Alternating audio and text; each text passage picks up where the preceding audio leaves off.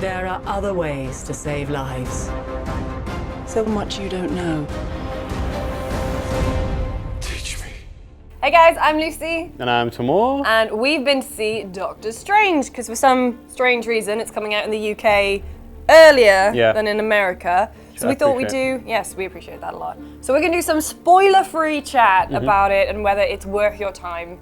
And yeah, it is. It's a very good movie. Very good. But let's start by talking about Benedict Cumberbatch. I mean, we know him as Sherlock. Yep. That's pretty much the only thing I know him as. That's it. And now you will know him as Doctor Strange because, as I said in my review, which you can read on GameSpot.com, he's as perfect for Doctor Strange, Stephen Strange, as Robert Downey Jr. was for Tony Stark. Like I said it in my review. A few months from now, you're not going to be able to separate the two people, the two characters. You know how Robert Downey Jr. is everywhere and people are like, oh, look, it's Tony Stark. Right. I feel like it's going to be very similar for Benedict Cumberbatch. I thought he was perfect.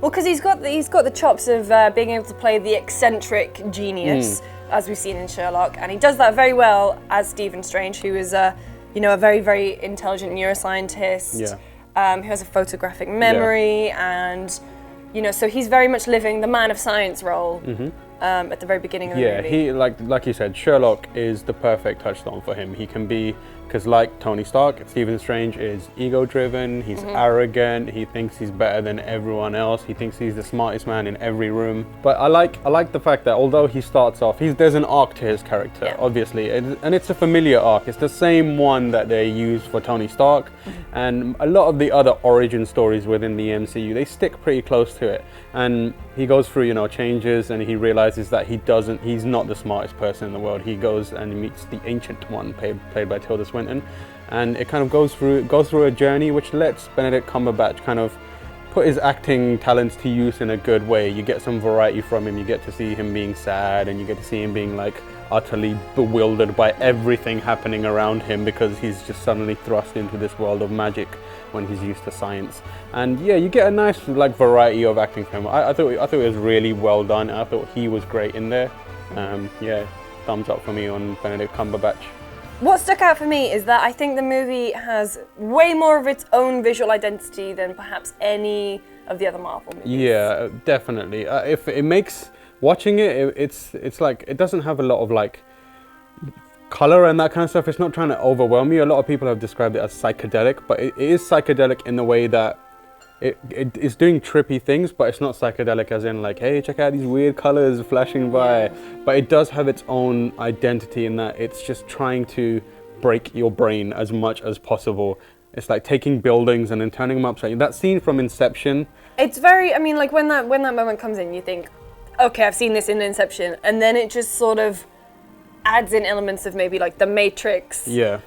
Puts in a few kaleidoscopes, some really weird, trippy things in. Yeah. And it does a really good job because at that time, you're sort of sat with Stephen because you're like, oh, it's a movie. How are they going to possibly show just how strange and how much we don't know about the world? And then there has this incredible sequence that you do kind of sit there and go, okay, that was pretty damn cool. Yeah, it's a sequence fairly on in the movie, and it kind of overwhelms you with weird and crazy stuff to kind of just it needs to introduce magic to you, and it just does it by just dropping a bucket of it over your head, and by the end of it you're like, this is amazing. But yeah, it does have its own unique visual identity. I feel like it makes the rest of the Marvel movies look quite plain in terms of Iron Man and Captain America. They have these kind of themes and aesthetics, but nothing outlandish, and this is the most memorable visually Marvel movie, I feel like.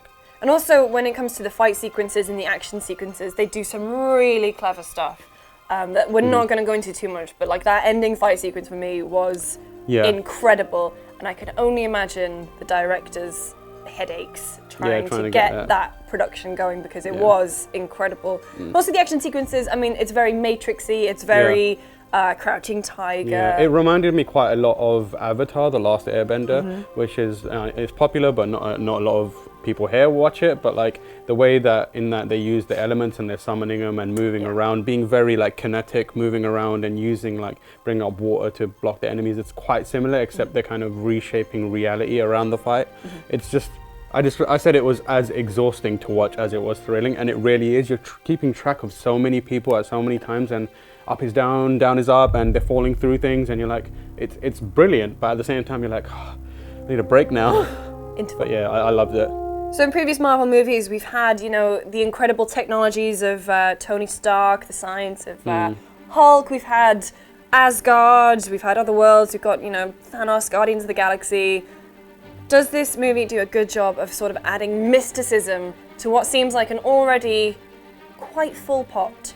I think it does, and I think it does it in a really good way. It's.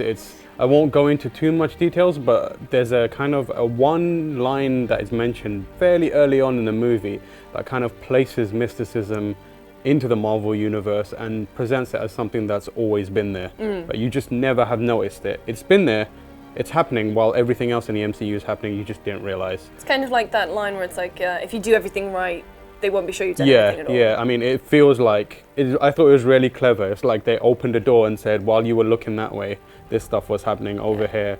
And I think it's really, they needed to bring mysticism into it because they needed an element of mysticism that's a threat that's much larger than flying supercomputer Tin Man can deal with, and even like Hulk can deal with. They need someone who's a little more out there. Yeah. And that's where Stephen Strange comes in. And, you know, there's probably some more like magical heroes that they're going to try and slide in.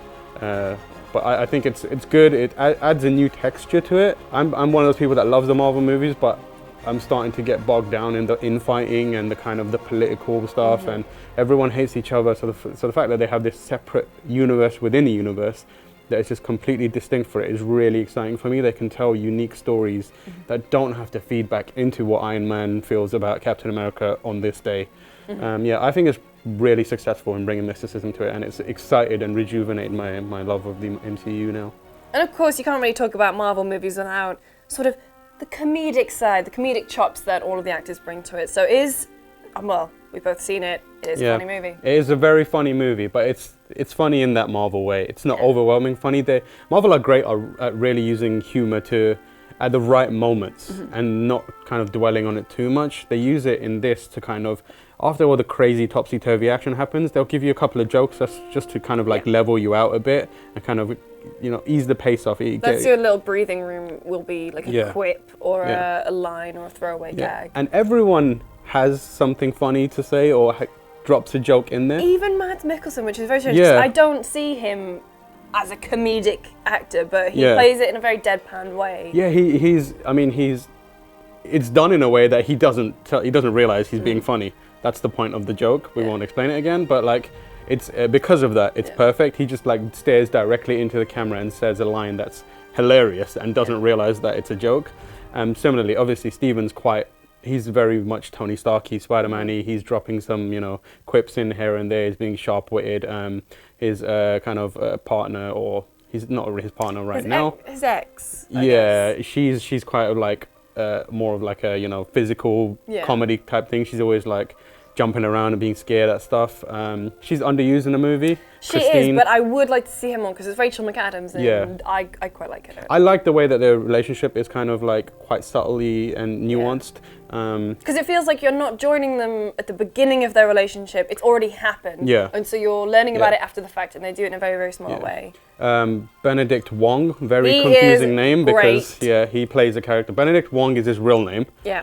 He plays a character called Wong, which is confusing because Stephen Strange is played by Benedict Cumberbatch. So I wrote that in my review, and everyone was like, "Do you understand any of the names? What's happening here?" But like, I was like, "No, trust me, it works." But he's quite funny. He's a very like stoic librarian. Yeah. Obviously, Wong goes on to become Stephen Strange's butler type, kind of like faithful assistant.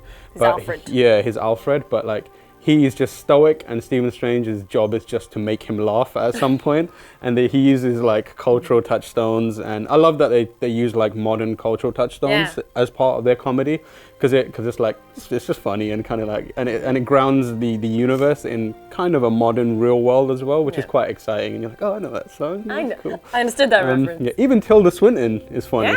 Yeah, I really enjoyed her. Firstly, she's an unbelievable badass. Yes. Like, her fight sequences are probably some of the best. Yeah. Like, she's got the best hand-to-hand sequences. But yeah, her jokes are quite good because she's channeling the audience. Like, when she's showing you these weird things, she knows that Stephen Strange is weird, feeling weird about it and out of his depth. And because you relate with Stephen Strange, you will also have the same response when she drops her joke or one-liner. So basically, Doctor Strange is super good. You should go see it. Make sure you stay for the mid-credit sequence. It is very good. And there's a post-credit sequence as well. There wasn't in our screening, so we have no idea what that is. But mid-credits is very, very good. So to check out Tamoor's review, head over to GameSpot.com. We'll see you next time. Bye. Oh, wait, I'm gonna guess.